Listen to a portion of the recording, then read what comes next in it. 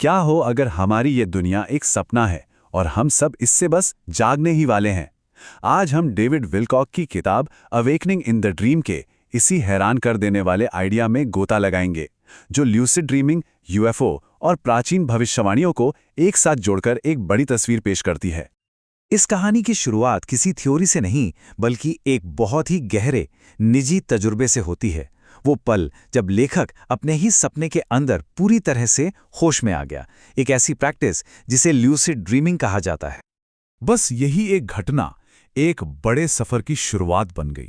एक साधारण से लगने वाले प्रयोग ने एक ऐसी हकीकत का दरवाजा खोल दिया जो इस किताब के मुताबिक हमारी कल्पना से कहीं ज्यादा अजीब और एक दूसरे से जुड़ी हुई है।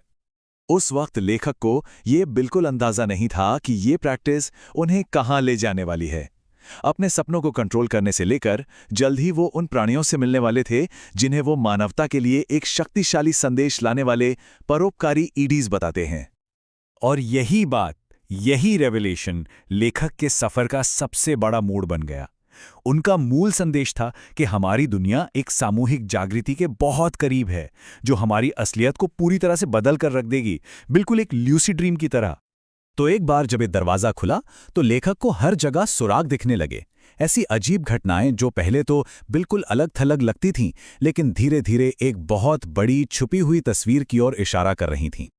तो इन सुरागों में से सबसे पहला था सिंक्रोनिसिटी का फिनोमेना, एक कॉन्सेप्ट जिसे मशहूर साइकोलॉजिस्ट कार्ल जंग ने लोकप्रिय बनाया था।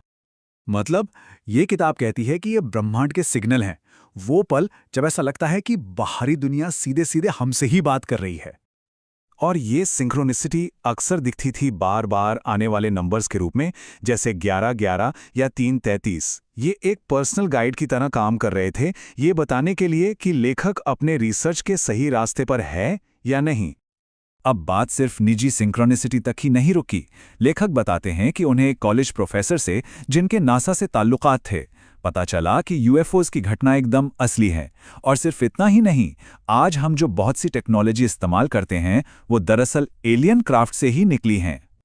तो ये सारे अलग अलग धागे, सपने, सिंक्रोनिसिटी, अंदरूनी राज, ये सब आकर एक जगह जुड़ गए जब लेखक को 1981 का एक टेक्स्ट मिला जिसका नाम था द लॉ ऑफ वन। कह सकते हैं कि इस टेक्स्ट ने लेखक की पूरी खोज को एक फ्रेमवर्क दे दिया। इसका जो मूल सिद्धांत था वो ये था कि सब कुछ, हर चीज एक ही चेतना का हिस्सा है, जिसे ये प्रेम और प्रकाश का नाम देता है।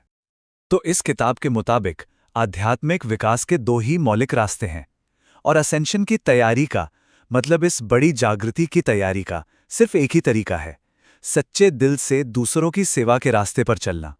इसी टेक्स्ट में एक और दिलचस्प कॉन्सेप्ट आता है वॉन्डरर्स का। आसान भाषा में कहें तो ये वो एडवांस्ड आत्माएं हैं जो इंसान के शरीर में हैं और यहाँ एक मिशन पर आई हैं ताकि इस बड़े बदलाव में धरती की मदद कर सकें।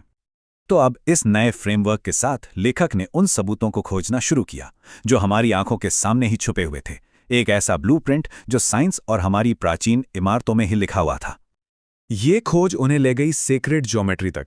किताब का दावा है कि ये जो 5 प्लेटोनिक सॉलिड्स हैं ना, यही हमारी असलियत के, हमारी रियलिटी के छुपे हुए बिल्डिंग ब्लॉक्स हैं।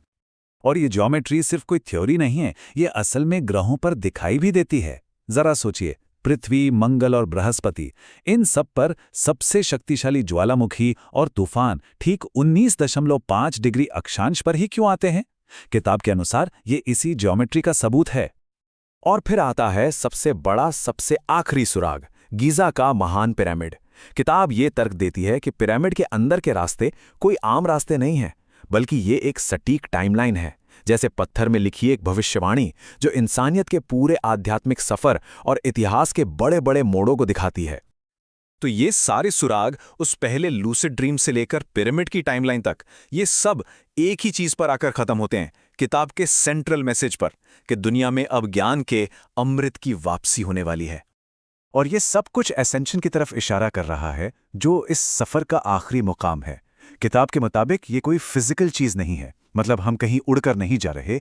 ये हमारी चेतना का, हमारी वाइब्रेशन का एक ऐसा बदलाव है जो हमारी रोजमर्रा की जिंदगी को एक जागते हुए सपने जैसा महसूस कराएगा।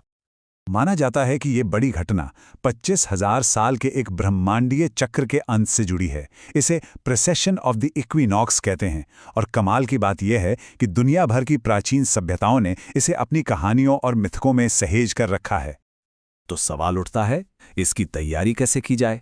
किताब वापस उसी मूल संदेश पर आती है जो हर आध्यात्मिक परंपरा सिखाती है कि प्यार और दया का रास्ता चुनना ही इस प्लैनेटरी ग्रेजुएशन का होमवर्क है। अवेकनिंग इन द ड्रीम एक ऐसी दुनिया की तस्वीर पेश करती है जो काफी जटिल और विवादास्पद है, पर यह हमें एक आखिरी बहुत ही दमदार सवाल के साथ छोड़ जाती है। क्या हो अगर हमारी ये दुनिया सच में एक सपना है और हम सब बस जागने ही वाले हैं?